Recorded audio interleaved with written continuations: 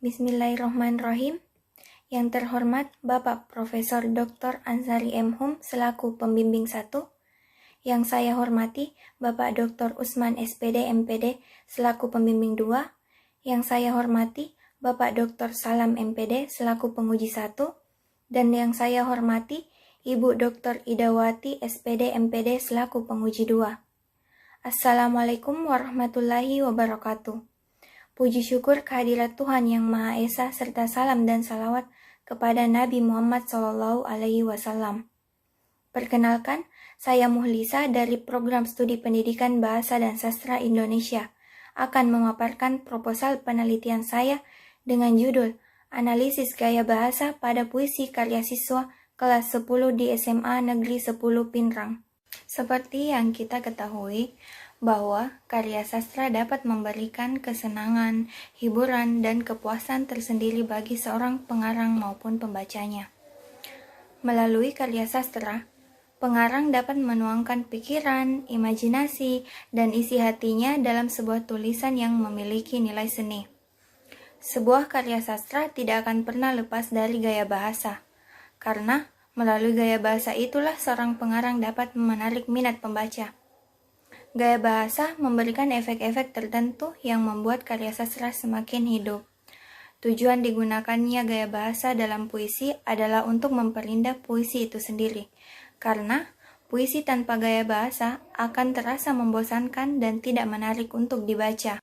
Dalam silabus bahasa Indonesia, terdapat satu materi mengenai pembelajaran puisi yang diajarkan pada semester genap. Menurut Fitria DKK 2019, bahwa pembelajaran menulis puisi di sekolah bertujuan untuk menanamkan rasa peka terhadap karya sastra, sehingga memunculkan perasaan senang, cinta, dan tertarik terhadap apresiasi sastra. Selain itu, pembelajaran menulis puisi di sekolah sangat penting dan bermanfaat bagi siswa, karena dapat menstimulus otak sehingga siswa dapat berpikir kreatif dan simpatik terhadap lingkungan di sekitarnya. Dalam pembelajaran puisi di sekolah, terkadang siswa kesulitan menuangkan isi pikirannya ke dalam sebuah tulisan. Hal itu dikarenakan dalam pembelajaran puisi, pembacaan puisi lebih difokuskan daripada penulisan puisi. Oleh karena itu, diharapkan dengan adanya kerjasama antar peneliti dan guru mata pelajaran dapat melatih dan membangkitkan kembali kreativitas siswa dalam menulis dan menciptakan sebuah karya sastra, khususnya puisi. Dan hasil dari penulisan puisi tersebut nantinya akan dijadikan data dalam penelitian ini, untuk kemudian dianalisis gaya bahasanya. Berdasarkan penelitian terdahulu dan uraian yang telah dikemukakan, maka peneliti berminat untuk melakukan penelitian tentang penggunaan gaya bahasa siswa dalam menciptakan sebuah karya sastra, khususnya puisi, yang berfokus pada dua jenis gaya bahasa, yaitu gaya bahasa perbandingan dan gaya bahasa perulangan. Hal itu didasarkan peninjauan peneliti, belum ada penelitian yang mengkhususkan gaya bahasa perbandingan dan gaya bahasa perulangan. Adapun alasan mengapa peneliti memilih karya sastra puisi, dikarenakan puisi selalu dipelajari di setiap jenjang pendidikan, serta merupakan salah satu karya sastra yang digemari oleh semua kalangan, mulai dari usia belia, remaja, hingga orang tua. Bahasanya yang indah dan penuh dengan makna menjadikan puisi selalu menarik perhatian. Berdasarkan latar belakang yang telah diuraikan, rumusan masalah dalam penelitian ini yaitu 1. Bagaimanakah penggunaan gaya bahasa perbandingan yang terdapat dalam puisi karya siswa kelas 10 di SMA Negeri 10 Pinrang? 2. Bagaimanakah penggunaan gaya bahasa perulangan yang terdapat dalam puisi karya siswa kelas 10 di SMA Negeri 10 Pinrang? Adapun tujuan dalam penelitian ini yaitu pertama, mendeskripsikan penggunaan gaya bahasa perbandingan yang terdapat dalam puisi karya siswa kelas 10 di SMA Negeri 10 Pinrang. Kedua, mendeskripsikan penggunaan gaya bahasa perulangan yang terdapat dalam puisi karya siswa kelas 10 di SMA Negeri 10 Pinrang. Adapun manfaat dalam penelitian ini terbagi atas dua, yaitu teoritis dan praktis. Manfaat teoritis. Penelitian ini dapat menambah khazanah keilmuan dalam pengajaran bidang bahasa dan sastra, serta dijadikan sebagai referensi dalam mempelajari gaya bahasa dalam puisi. Secara praktis, bagi pembaca, penelitian ini dapat memberikan informasi kepada pembaca dalam pembelajaran puisi mengenai gaya bahasa karya sastra.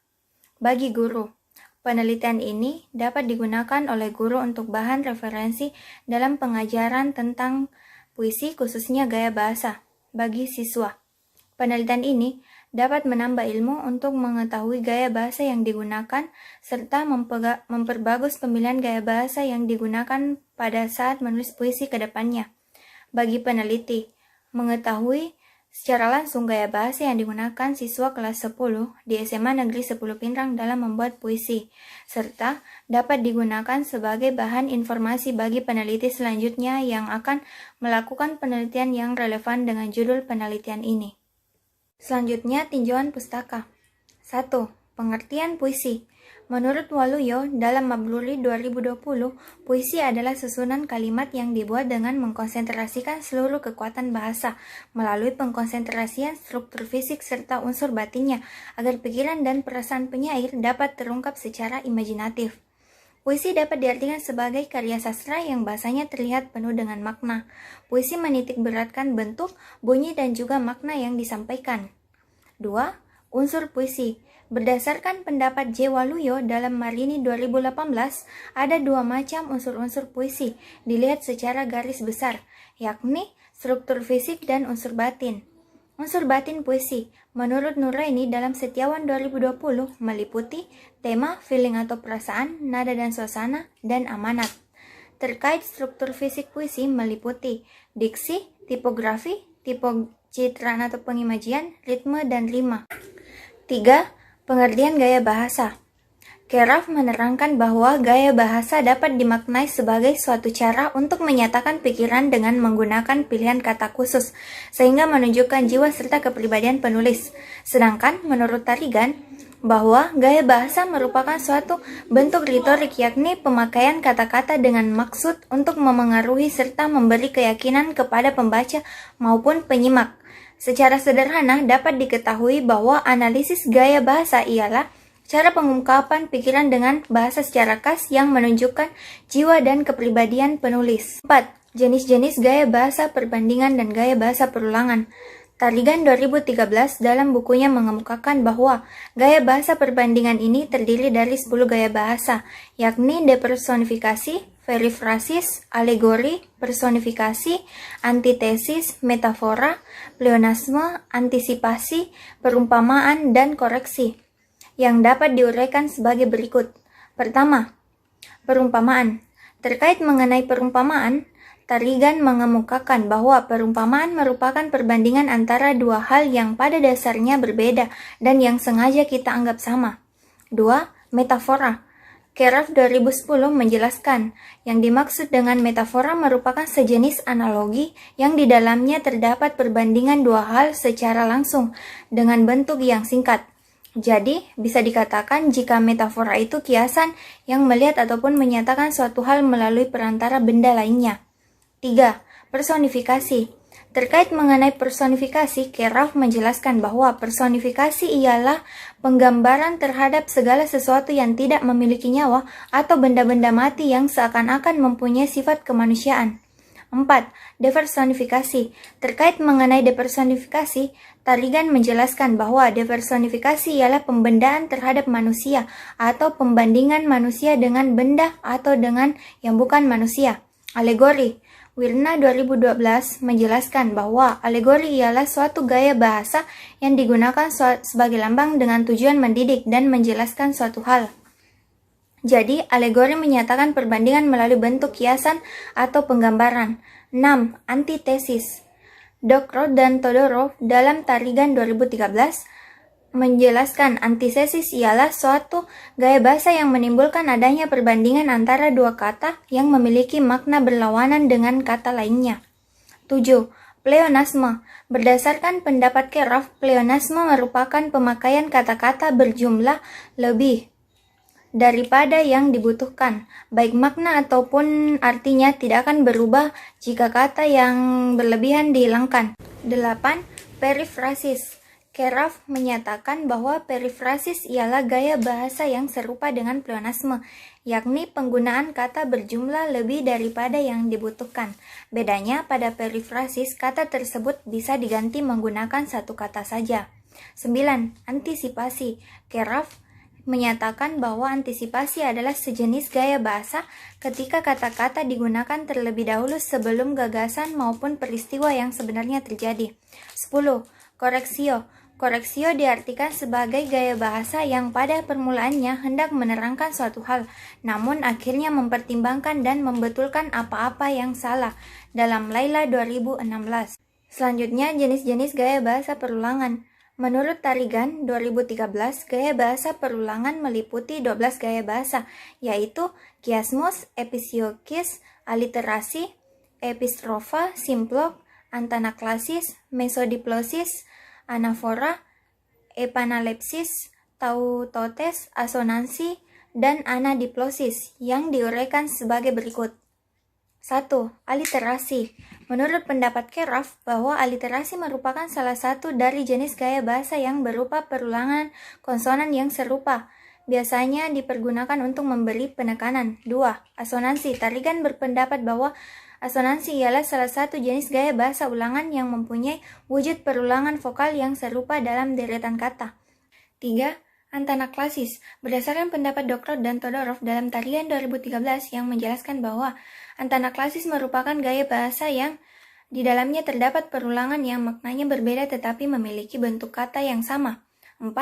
Kiasmus. Dari pendapat Dr. dan Todorov dalam Tarigan 2013 bahwa yang dimaksud dengan kiasmus ialah gaya bahasa yang di dalamnya terdapat perulangan serta inversi yang terdapat hubungan antara dua kata dalam satu kalimat. 5. Episiokis. Tarigan berpendapat bahwa episiokis ialah salah satu jenis gaya bahasa perulangan yang mengulang beberapa kali berturut-turut kata yang dipentingkan ataupun ditekankan secara langsung. 6. Tautotes. Berdasarkan pendapat Keraf bahwa tautotes merupakan bagian dari gaya bahasa perulangan, yakni perulangan suatu kata secara berulang-ulang pada sebuah susunan kata. 7. Anafora. Menurut Tarigan, anafora dapat diartikan sebagai salah satu gaya bahasa perulangan apabila kata pertama pada setiap baris ataupun kalimat mengalami perulangan. 8. Epistrofa.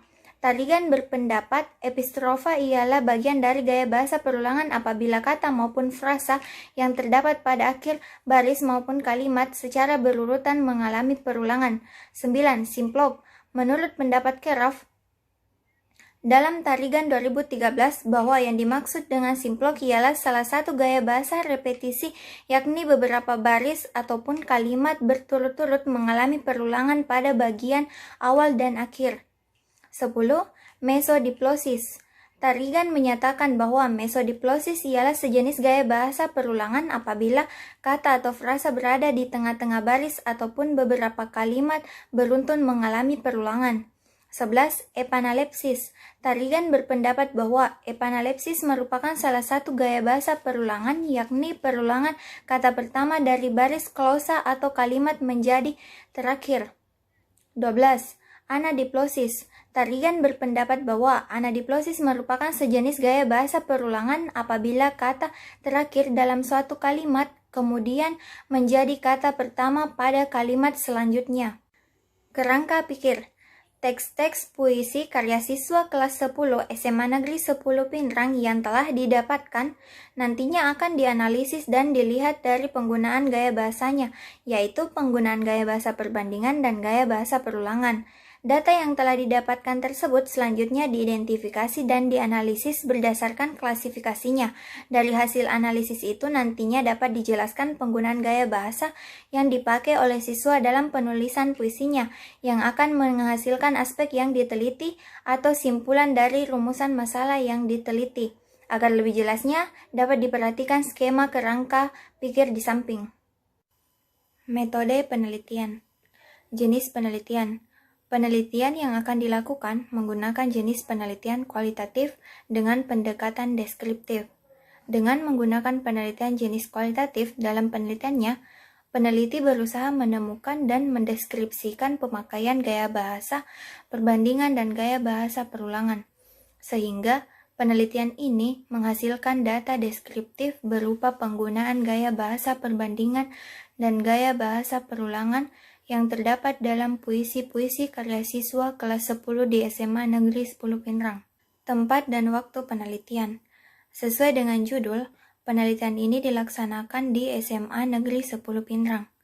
Adapun waktu pelaksanaannya, penelitian ini dimulai sejak tanggal dikeluarkannya izin melakukan penelitian, dengan menggunakan waktu sekitar 2 bulan, yang terdiri atas pengumpulan data dan pengelolaan data, yang meliputi proses berlangsungnya bimbingan dan penyajian dalam bentuk skripsi. Data dan sumber data. Data yang digunakan dalam penelitian ini yaitu data yang diperoleh berdasarkan hasil tulisan puisi karya siswa yang di dalamnya terdapat gaya bahasa perbandingan dan gaya bahasa perulangan. Adapun sumber data dalam penelitian ini yaitu seluruh teks-teks puisi karya siswa kelas 10 di SMA Negeri 10 Pinrang. Selanjutnya adalah prosedur penelitian. Prosedur penelitian yang dilakukan peneliti terdiri dari beberapa tahap, yaitu pertama, observasi. Observasi dilakukan sebagai peninjauan awal sebelum penelitian dilakukan. Kedua, pengumpulan data. Ketiga, pengelompokan data. Data-data yang telah dikumpulkan kemudian dikelompokkan, manakah data yang di dalamnya terdapat gaya bahasa perbandingan dan gaya bahasa perulangan. Keempat, analisis data. Pada tahap ini, dilakukan pemberian kesan ataupun pendapat terhadap puisi tersebut. Terakhir, pelaporan. Teknik pengumpulan data. Teknik pengumpulan data dalam penelitian ini terdiri atas 3, yaitu dokumentasi, teknik baca, dan teknik catat. Selanjutnya, instrumen penelitian. Instrumen penelitian dalam penelitian ini yakni peneliti sendiri, dengan menggunakan alat bantu berupa catatan dan alat dokumentasi. Keabsahan data. Pada penelitian ini, keabsahan data dilakukan dengan 2 cara, yaitu secara intra-rater dan inter-rater. Pengecekan data dengan intra-rater yaitu dengan mencermati dan membaca berulang-ulang temuan gaya bahasa dalam puisi karya siswa, sehingga mendapat hasil yang konsisten. Sedangkan pengecekan melalui inter-rater yaitu dilakukan pengecekan kembali hasil penelitian yang telah diperoleh kepada pihak lainnya yang mempunyai pemahaman terkait gaya bahasa. Pengecekan data juga dilakukan dengan cara meminta pendapat, saran, ataupun mendiskusikan hasil penelitian dengan dosen pembimbing, teman sejawat yang mempunyai pemahaman terhadap apa yang diteliti, dalam hal ini puisi, dan kepada guru mata pelajaran yang telah ahli pada bidangnya. Analisis data. Adapun beberapa tahapan yang dilakukan peneliti untuk mengelola data yang sudah didapatkan sebagai berikut. Pertama, reduksi data. Pada tahap reduksi data, data-data yang telah diperoleh dicatat dan dilakukan penyederhanaan data, serta memfokuskan pencarian data pada hal-hal penting saja terkait masalah yang diteliti, berupa penggunaan gaya bahasa perbandingan dan gaya bahasa perulangan pada teks-teks puisi siswa. Kedua, penyajian data. Pada tahap ini, data-data yang telah disusun secara terperinci kemudian diidentifikasi manakah data yang terdapat gaya bahasa perbandingan maupun gaya bahasa perulangan di dalamnya, dan dilakukan pemberian kesan maupun pendapat terhadap puisi tersebut. Ketiga, penarikan kesimpulan atau verifikasi. Pada tahap ini, dibuat kesimpulan akhir berupa deskripsi maupun gambaran dari temuan-temuan yang telah didapatkan. Demikianlah pemaparan proposal penelitian yang akan saya lakukan. Lebih dan kurangnya mohon dimaafkan. Wabillahi taufiq wal hidayah. Wassalamualaikum warahmatullahi wabarakatuh.